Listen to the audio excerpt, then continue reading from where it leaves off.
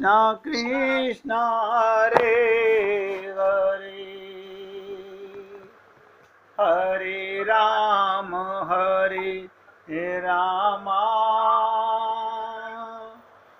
राम राम हरे हरे, हरे कृष्ण कृष्णा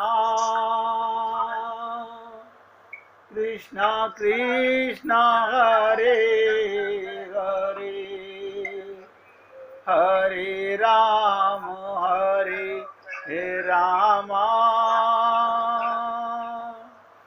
राम राम हरे हरे, हरे कृष्ण कृष्णा कृष्णा कृष्णा हरे हरे, हरे राम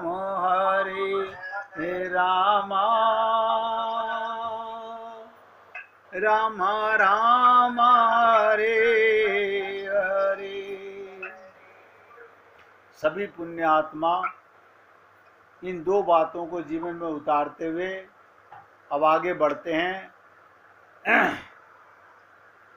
कि प्रेमी लोग, भक्त लोग जब अपने प्रियतम के बारे में चर्चा करने लगते हैं, एक एक शब्द पे ध्यान दीजिएगा, प्रेमी लोग, भक्त लोग जब अपने प्रियतम के बारे में, भगवान के बारे में चर्चा करने लगते हैं तो ऐश्वर्य का जो आवरण है वो भंग हो जाता है, बड़प्पन नहीं रहता। जहां प्रेम में ऐश्वर्य की दृष्टि बनी रहेगी, ये बड़े हैं, ये बड़े हैं, वहां संकोच बना रहेगा। प्रेम के अंदर छोटा बड़ा नहीं होता। प्रेम संबंध से, संबंध बराबर मानने से होता है। सम माने बराबर, संबंध सम होकर के आप बंध पाओगे। तो भगवान के साथ में भगवान को बड़ा मत मानो, भगवान को अपना प्रेमी मानो। और आपसे कई बार निवेदन किया, जैसा आपका भाव हो वैसा प्रेम करो।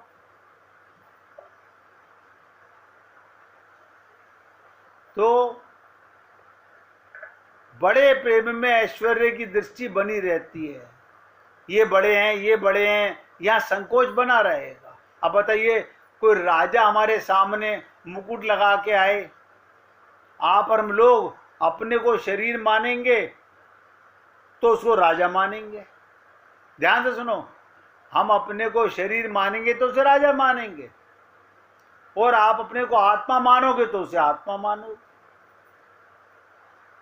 फिर राजा का और गरीब का संबंध आत्मा से हो गया, शरीर से खत्म हो गया, क्योंकि वहां संकोच है। प्रेम में संकोच नहीं होता, वहां दिल खुलता नहीं, और जहां दिल खुलता नहीं वहां प्रेम मुस्कुराता नहीं, होता ही नहीं। अब आप देख लीजिएगा, हम अपने गुरुओं से भी, अपने गुरुओं से जिन्हें आप अपना गुरु मानते हो, उनसे कितना प्रेम करते हो, उनसे खुल के बात करो ना। काहे की शर्म है? हम भी आत्मा है, वो भी आत्मा है। उन्हें बड़ा मानेंगे तो संकोच बना रहेगा। अगर गुरु शिष्य में संकोच है तो शिष्य पूछेगा कैसे गुरु से? कोई संकोच नहीं।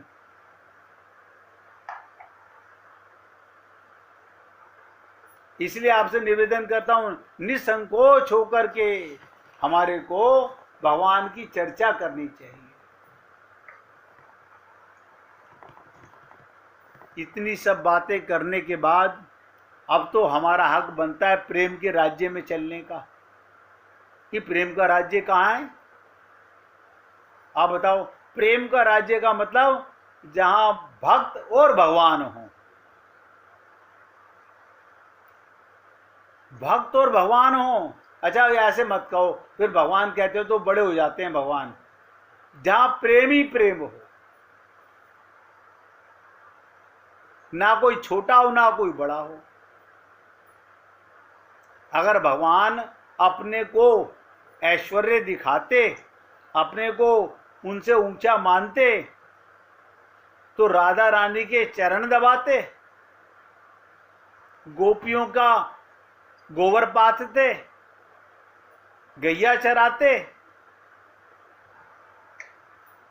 यानी भगवान तो अपना भगवत्ता छोड़ सकते हैं, लेकिन हाँ, हम लोग अपनी मूर्खता नहीं छोड़ना चाहते। देखो कितनी विचित्र चीज है, हम लोग अपनी मूर्खता नहीं त्यागना चाहते। इसलिए मैंने निवेदन किया, अब आओ प्रेम के राज्य में प्रवेश करें। आप जानते हैं कि श्री कृष्ण से सब प्रेम करते हैं, भगवान से सब प्रेम करते हैं, सब। ऐसा कोई नहीं जो भगवान से प्रेम ना करता हो। सुखदेव जी महाराज ने तो यहां तक वर्णन किया है, जब भागवत के वक्ता, प्रथम वक्ता सुखदेव परमहंस, इनको क्यों बनाया गया प्रथम वक्ता? क्योंकि प्रेम का रस पी चुके थे। देखिए प्रेम की चर्चा कौन करेगा? जो प्रेम में गोते लगा चुका। अब जो तैरना जानता नहीं वो तैरना सिखाएगा कैसे? आप सोच लीजिए।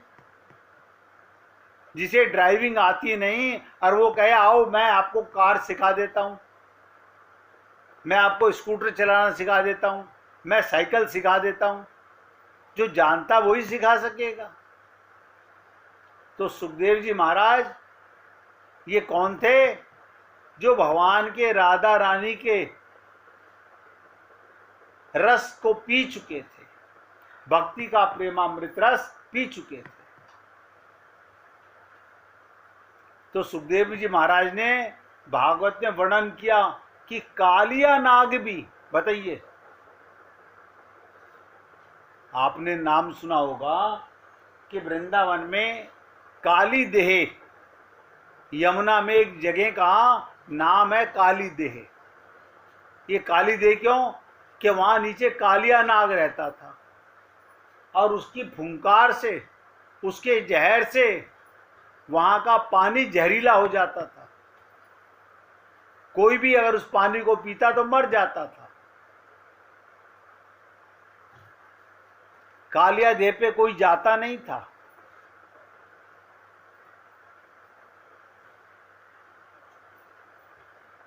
तो कहने का तात्पर्य, लेकिन सुखदेव जी ने कितनी बड़ी बात कही कि कालिया नाग ने भी जब भगवान को देखा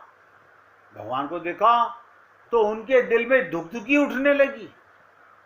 बताओ, यानी प्रेम एक ऐसी चीज है, सर्प के हृदय में भी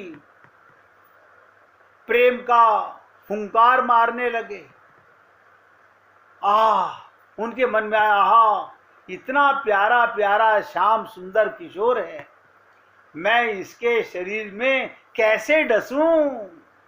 बताइए, जिसका काम ही डसना हो। कालिया नाग भी भगवान को देखकर कहता है, इतना प्यारा प्यारा श्याम सुंदर किशोर, मैं इसके शरीर में कैसे डसूं?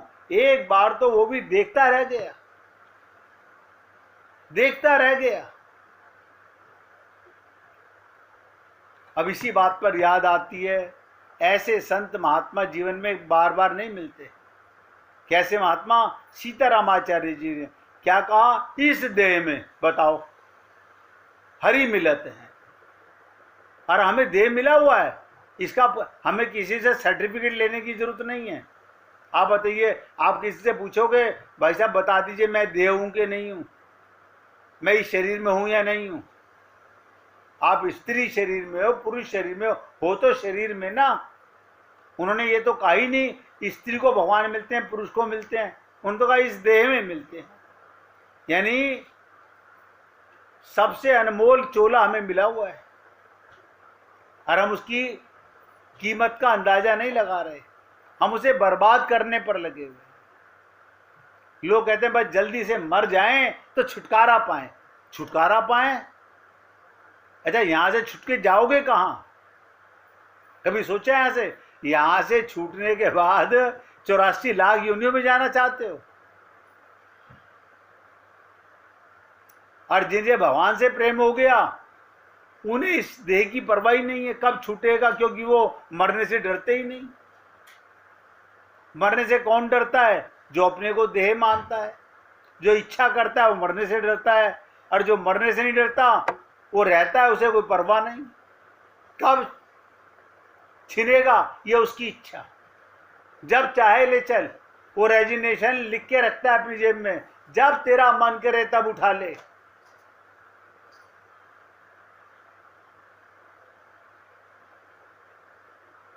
तो सुखदेव जी ने कहा कालिया नाग भी कि मैं कैसे डसूं? और गोपियां तो क्या कहती हैं, देखो जी मथुरा की बात तो जो है सो है, हम तो कहती हैं तीनों लोकों में भी ऐसी कोई स्त्री नहीं जो श्री कृष्ण के लिए दुर्लभ हो। परमात्मा के लिए तो कुछ दुर्लभ है ही नहीं।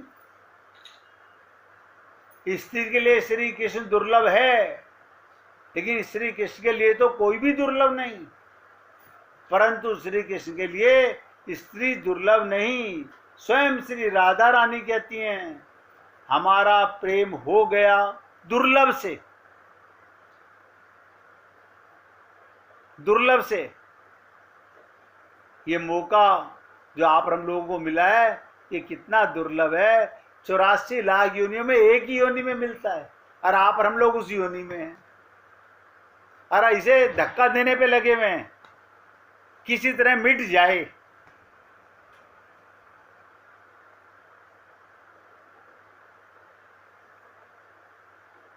तो गोपी राधा रानी कहती हैं हमारा प्रेम हो गया दुर्लभ से।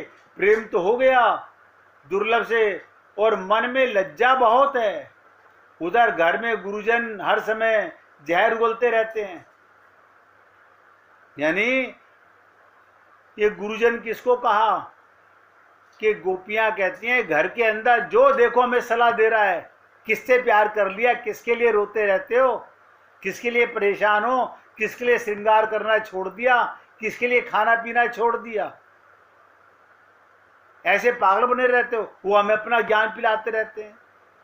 देखो भक्त को संसारी बनाने में लगे हुए हैं, और हम प्रयत्न कर रहे हैं हम किसी तरह शरीर से निकलकर भक्त बन जाए।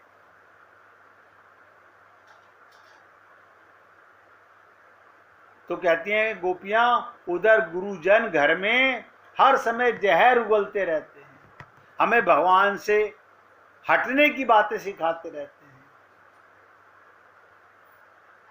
इससे दिमाग चकरा रहा है, शरीर पराधीन है, जन्म बड़े उत्तम वंश में हुआ फिर भी प्यारे जी रही हूं। सचमुच मेरी मृत्यु भी दुर्लभ है, मरना भी मेरे लिए कठिन है। क्यों? ये गोपियां मर भी नहीं सकती, भगवान बदनाम हो जाएंगे। हमारे प्रीतम को जो दुख पहुंचेगा हमारी मृत्यु से, उसका दुख, इसलिए गोपियां मरना भी नहीं चाहती।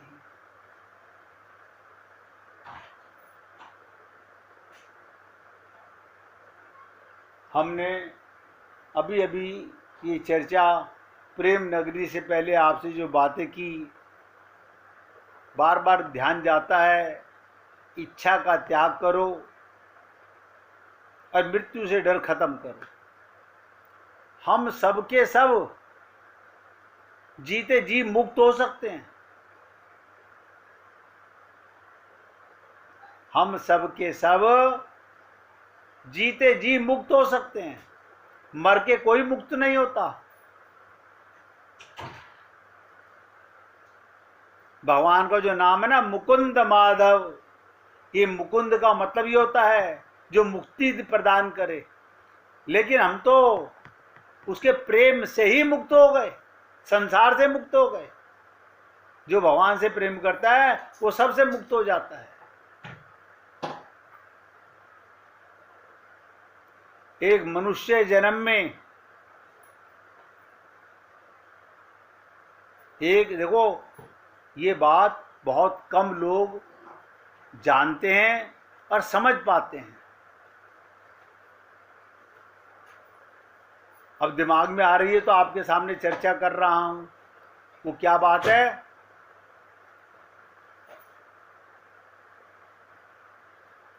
पूरी एकाग्रता से समझने का प्रयत्न कीजिएगा। क्या बात है? मनुष्य ही एक जन्म है जो कर्म योनि है, बाकी सब भोग योनियां हैं। इसका मतलब हम एक जन्म में इतने पाप कर चुके होते हैं कि चारों युगों तक भोगे जाने पर भी खत्म नहीं होते। ये बात चाहे तो नोट कर लो, चाहे समझ लो। नहीं समझ आ रही है तो बार बार पूछ लो। एक कर्म योनि है, बाकी सब भोग योनियां हैं। इसी कर्म योनि से हम कुत्ते बिल्ली गधे बनते हैं, इसी से हम देवता बनते हैं, इसी से फिर मनुष्य बनते हैं, और इसी देह से भगवान को पाते हैं।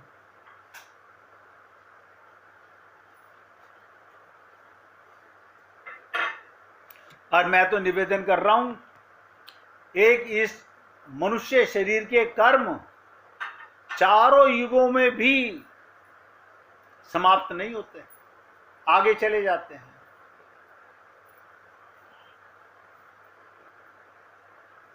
भगवान की कृपा से बस माफ होने पर मुक्ति होती है। कोई व्यक्ति दान करके मुक्त नहीं हो सकता, कोई यज्ञ करके मुक्त नहीं हो सकता, कोई पूजा पाठ करके मुक्त नहीं हो सकता, प्रेम करके मुक्त हो सकता है। अन्यथा मुक्ति होना बहुत कठिन है। अभी हमको और आपको नहीं पता हमारे कितने जन्मों के कर्म बाकी हैं, हमें नहीं पता। इसका कुछ पता नहीं हमने पिछले कितने जन्मों में, मनुष्य जन्मों में कितने पाप किए होंगे, कितनी और योनियां हमें भोगनी पड़े, जिनमें पुराने कर्मों का फल भी भोगा जाएगा। लेकिन भगवान की कृपा से अनंत जन्मों के पाप नष्ट अभी आज इसी समय हो सकते हैं। क्या? भगवान को अपना मान लो, भगवान की शरण में चले जाओ। भगवान ने स्वयं कहा है, कम से कम उन पर तो विश्वास करो। अहम त्वाम सर्व पापेभ्यो मोक्षयिष्यामि मा शुचे। मैं तुम्हारी सारी पाप की फाइलें जला के राख कर दूंगा। बताइए, यानी इतना बड़ा मौका इस देह में मिल रहा है, लेकिन आप और हम लोग अभी भी जाग नहीं रहे। पता नहीं, मैं सोचता हूं कई बार हमने ऐसी कौन सी मोह ममता आसक्ति की शराब पी रखी है, ऐसा क्या कर लिया है हमने इस कूड़ा करकट शरीर में आकर के कि हम इतना सब जानने के बाद भी अपना कल्याण नहीं चाह रहे।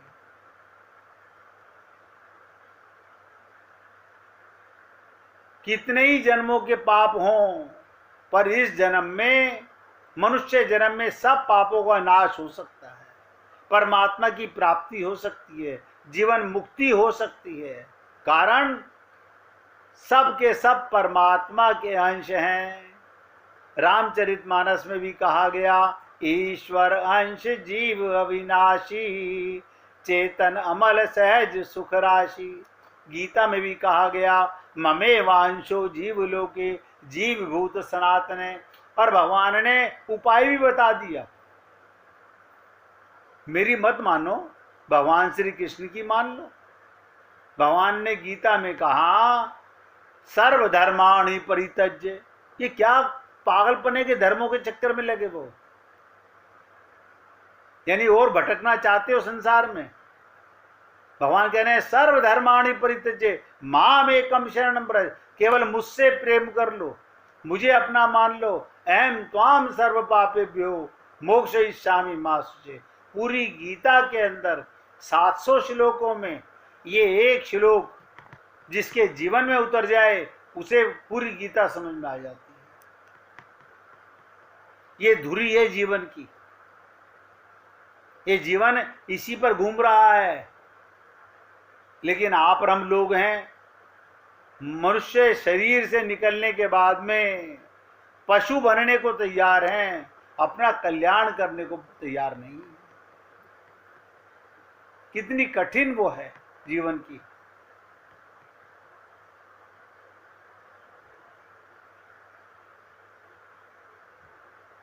तो श्री कृष्ण तो सबके लिए दुर्लभ, परंतु श्री कृष्ण के लिए दुर्लभ कोई नहीं। भगवान के लिए कुछ दुर्लभ नहीं है। इसका मतलब क्या हुआ? सत्व गुण की प्रधानता से देवता, रजोगुण की प्रधानता से मनुष्य शरीर और तमोगुण की प्रधानता से पाताल में रहने वाले, चाहे पुरुष हो, चाहे पशु हो, चाहे स्त्रियां हो,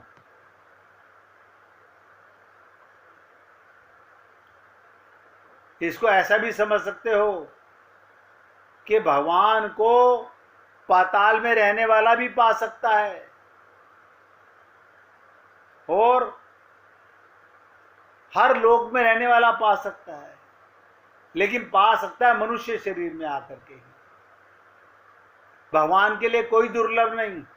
सबसे दुर्लभ ये मनुष्य शरीर है जो आप और हम लोगों को मिला हुआ है।